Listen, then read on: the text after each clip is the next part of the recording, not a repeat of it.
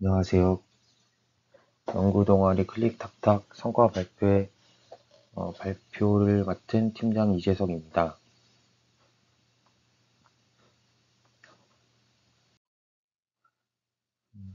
먼저 일반적으로 약은 저분자 화합물입니다. 지금까지 약물은 질병 관련 단백질의 특정 활성 부위나 결합 부위에 결합함으로써 단백질의 기능을 저해하거나 다른 단백질과 결합하기 어렵게 만들어서 질병 증상을 억제하는 데 초점이 맞추어져 있었습니다. 기존의 약물 작용 원리와는 다른 새로운 개념으로 단백질 자체를 제거하는 선택적 단백질 분해 방법인 프로탁 기술이 부상하고 있습니다.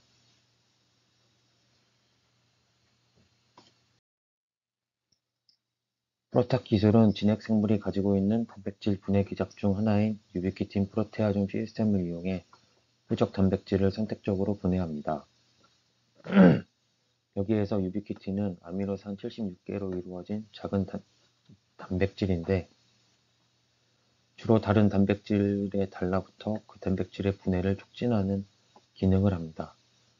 이 과정에 관여하는 유비키틴 효소들로는 E1, E2, E3 세 종류의 효소들이 있습니다. 이 프로테아좀은 세포 안에 있는 단백질 분해 공정 역할을 합니다. 세포 안에 불필요한 단백질들이 생기면 이 단백질에 E3 효소가 결합하고 다시 E2 효소에 의해 유비키틴이 표시되면 이 단백질은 프로테아좀으로 들어가 최종적으로 분해가 됩니다. 이런 불필요한 단백질을 청소해주는 유비키틴 프로테아좀 시스템에 문제가 생긴다면 암을 비롯한 다양한 질병이 생길 수 있으므로 생명과 건강 유지에 매우 중요한 경로입니다. 프로탁은 이중기능 저분자 화합물입니다. 두 개의 서로 다른 결합 부분을 가지며 이 두 결합 부분을 잇는 연결부까지 모두 세 부분으로 이루어져 있습니다. 이 두 결합 부분 중에서 하나는 분해하고자 할 단백질과 결합하며 다른 하나는 단백질 분해 경로로 들어서게 할 유비키틴 요소 E3 라이게이즈와 결합합니다. 즉, 이 프로탁은 E3 효소 가까운 곳에다가 분해 대상인 표적 단백질을 결합해 줌으로써 표적 단백질이 손쉽게 분해될 수 있는 구조를 만든 것입니다. 이 프로탁의 결합 부분을 특정 단백질과 잘 결합하도록 설계를 한다면 원하는 질병 관련 단백질을 E3 효소 근처에 묶어둠으로써 그 단백질을 손쉽게 분해할 경로를 열 수 있는 것입니다. 이 프로탁 방식의 장점 중 하나는 이 표적 단백질에 아무 곳에나 결합해도 된다는 것입니다.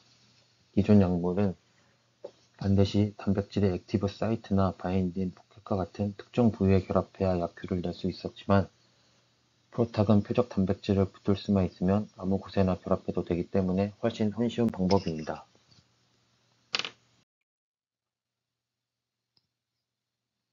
다음은 다양한 종류의 프로탁 화합물들입니다. 사람에게 E3 효소는 600개 이상으로 추정됩니다. 따라서 서로 다른 E3 효소에 결합하는 리간드를 사용한 프로탁 구조들이 여러 연구에서 보고되었습니다. 보라색 부분은 표적 단백질과 결합하고 주황색 부분은 다양한 E3 라이게이즈에 결합하는 부분이며 이 두 부분 사이에는 링커들로 연결되어 있습니다. 프로탁의 전체적인 메커니즘을 그림으로 설명하겠습니다. 프로탁의 한쪽 리간드는 E3 라이게이즈에 결합하고 다른 한쪽의 리간드는 표적 단백질에 결합하여 3차 복합체를 형성합니다. 그래서 E3 라이게이즈와 표적 단백질이 서로 가까워져서 E3 라이게이즈에 의해 표적 단백질의 유비키틴이 연결되고 이 과정이 반복되어 여러 개의 유비키틴이 표시되는 폴리유비키티네이션이 일어납니다. 이후 프로탁은 기질에서 이탈하여 촉매처럼 순환 과정을 거쳐 재사용되게 됩니다. 유비키틴이 표시된 이런 단백질은 프로테아좀이 인식하여 펩타이드 단위로 최종적으로 분해되게 됩니다.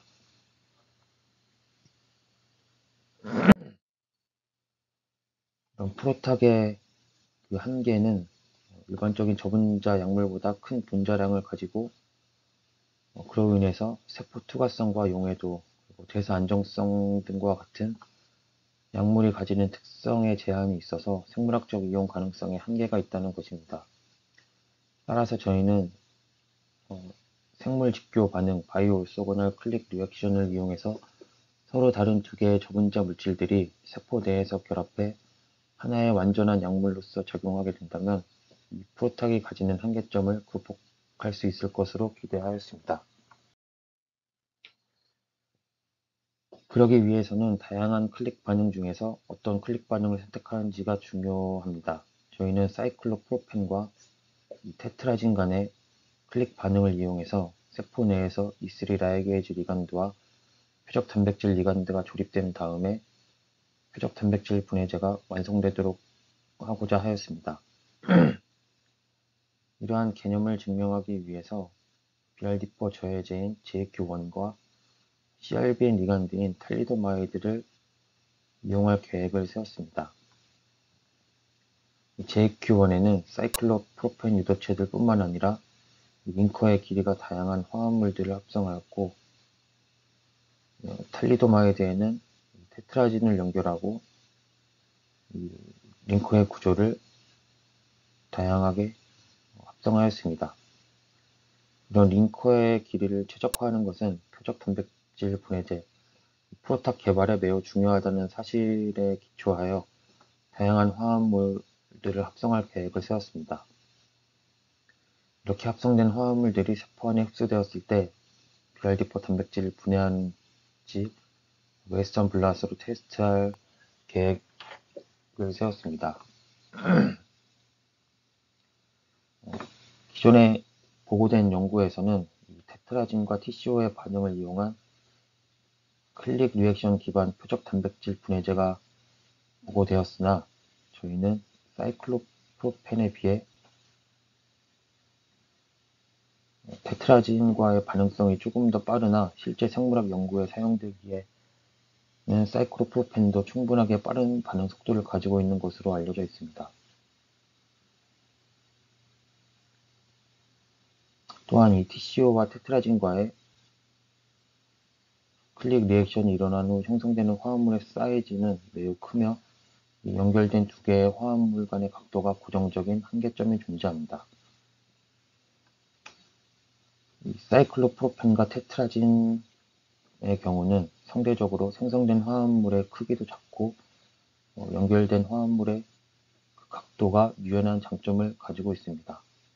또한 이 TCO에 비해 사이클로프로펜의 크기는 특정 리간드에 연결되었을 때 리간드의 전체적 사이즈를 크게 변화시키지 않으므로 표적 단백질의 스페시픽 바인딩에 덜 영향을 주게 됩니다. 따라서 사이클로프로펜이 컨주게이션된 리간드의 표적 단백질 결합력이 잘 유지되어 결과적으로 효율적인 표적 단백질 분해가 가능할 것으로 기대하였습니다.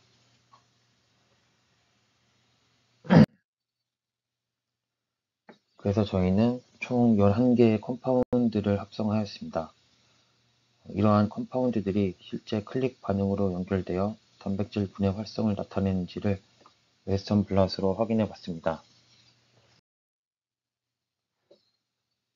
맨 처음에 있는 거는 기존에 보고된 TCO를 이용한 클릭 반응으로 BRD4 단백질이 성공적으로 분해되는 것을 관찰할 수 있었습니다. 그리고 저희가 디자인한 사이클로프로펜 기반의 이런 컴파운드들을 가지고 실험을 해봤는데 사이클로프로펜 버전의 화합물인 JS1, JS2, JS3는 모두 이 테트라진과 클릭 리액션을 했지만 표적 단백질인 BRD4를 분해하지 못했습니다. 그리고 이 TG 탈리도마이드의 다른 종류의 링커를 연결했을 때에도 JQ1 TCO와 같이 처리를 했을 때 BRD4를 분해하지 못하였습니다.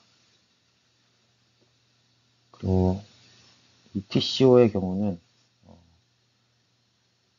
이쪽에 연결된 그 입체 화학이 엑시얼과 이퀴토리얼 폼의 두 가지 이성질체가 존재할 수 있는데, 엑시얼 폼의 경우에 테트라진과의 클릭 리액션 속도가 빠르다는 연구 결과가 있었습니다. 그래서 저희는 JQ1TCO의 엑시얼 버전을 합성하여 테트라진과 클릭 리액션 한 후 웨스턴 블랏을 수행하였지만 BRD4의 분해를 관찰할 수 없었습니다.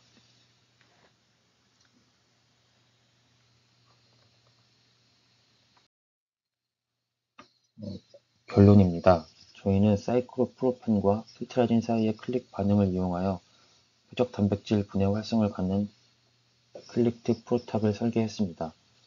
그러나 저희가 합성한 프로탁은 표적 단백질을 성공적으로 분해하지 못했습니다.